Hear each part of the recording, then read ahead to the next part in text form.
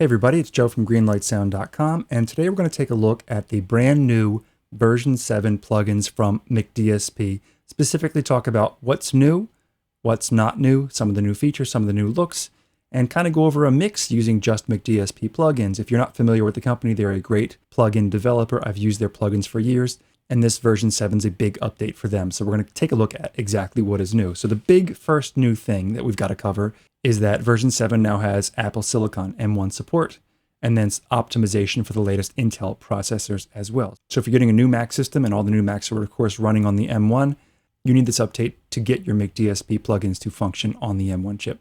Big item number 2 from McDSP's V7 update is that you get 2 activations per license or per subscription.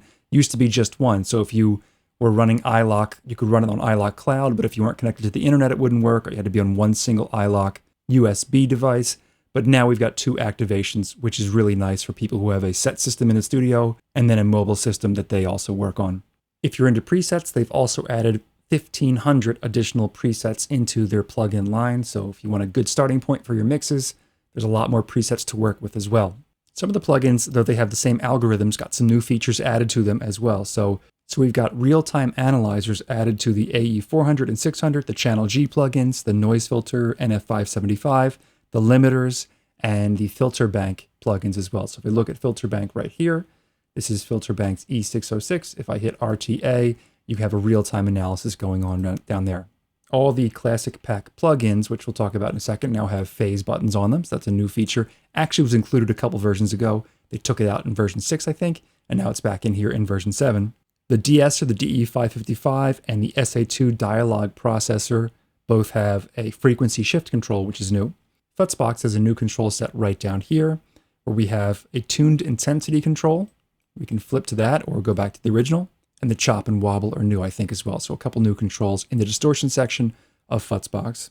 The SA2 dialogue processor, which we'll look at in a couple minutes, that has a new range and monitor control on it as well.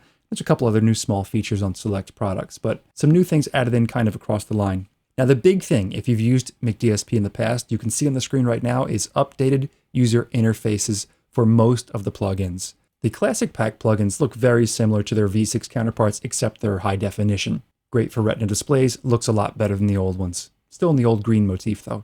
Some got a total transformation, like the Channel G and the Futzbox, which used to be kind of a green layout, now look completely different. So completely updated, much sharper interface, much easier to work with as well. The active equalizers here, their controls are so much easier to read right now. The revolver looks completely different than it did before as well.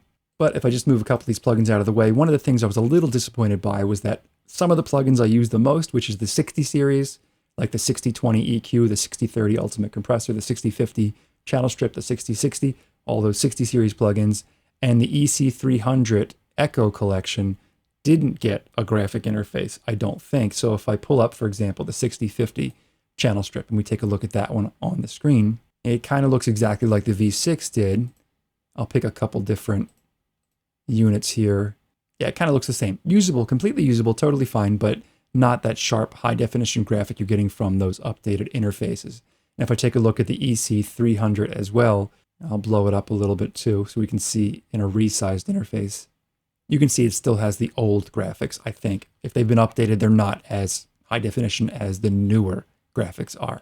But other than those 2 sets of plugins, the 60 series and the EC300, everything else is completely updated, high-definition graphics. Would have been nice if the entire product line was included, but these are still great plugins even without the updated interface. So now what I'd like to do is go over a mix I did on drums, really quick mix, using only McDSP plugins. So if you're not familiar, or if you're new to the subscription plan, or if you've picked up a couple of these plugins in the past, and you want to hear how they sound, I did this mix completely with McDSP. Here's where we started with the mix, so I'll highlight all the tracks I have in the session. I'll bypass all the plugins. This is just the raw audio for the drum part.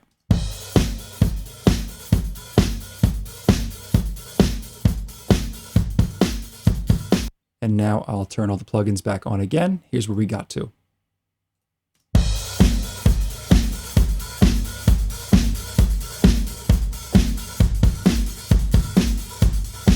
I'll bypass them on and off as it plays.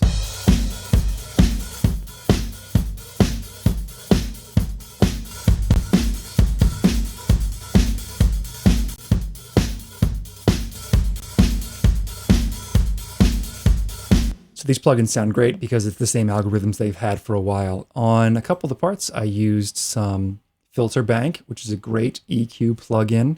And one of the cool things about Filter Bank is that it has this unique peak, slope, dip control.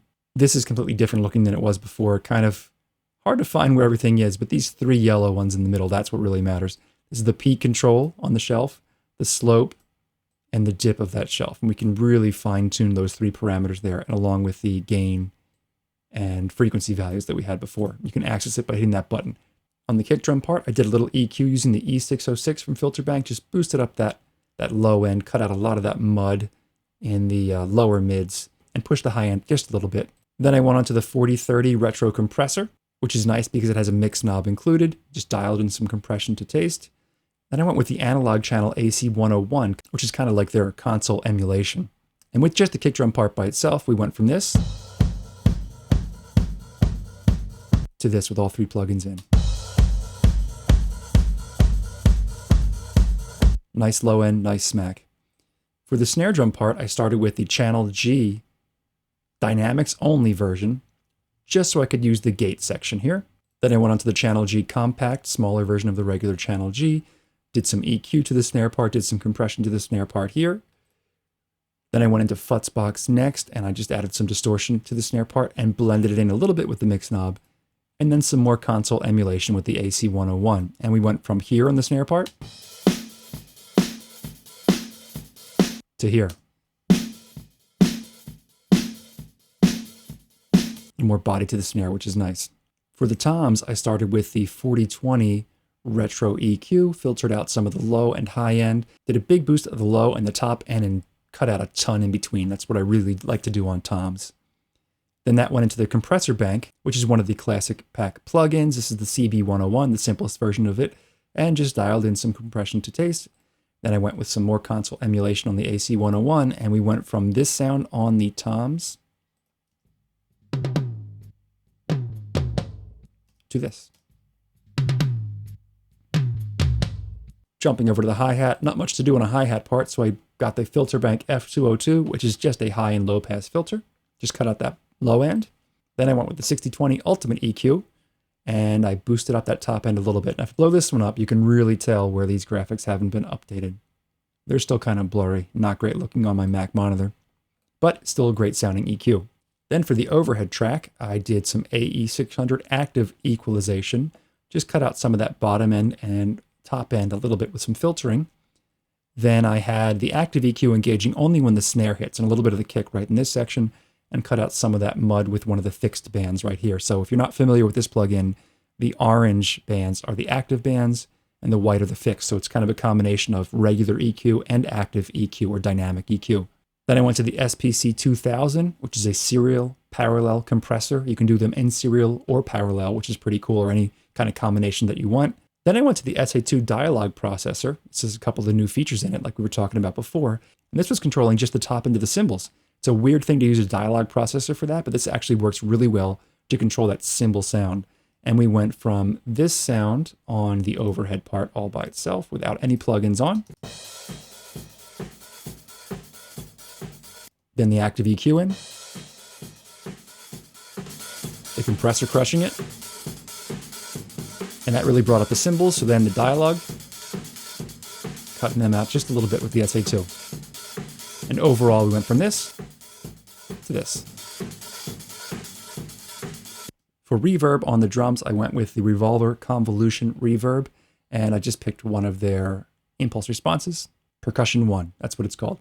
Sounded good on the drums, so I left it there, dialed it into taste. Then I have a parallel channel for the kick and snare that are being sent to it, just to kind of crush them with this over EZ in the 6030 Ultimate Compressor. This is based upon a DBX 160, great for parallel compression on kick and snare. And again, the full drum mix with the plugin sounds like this.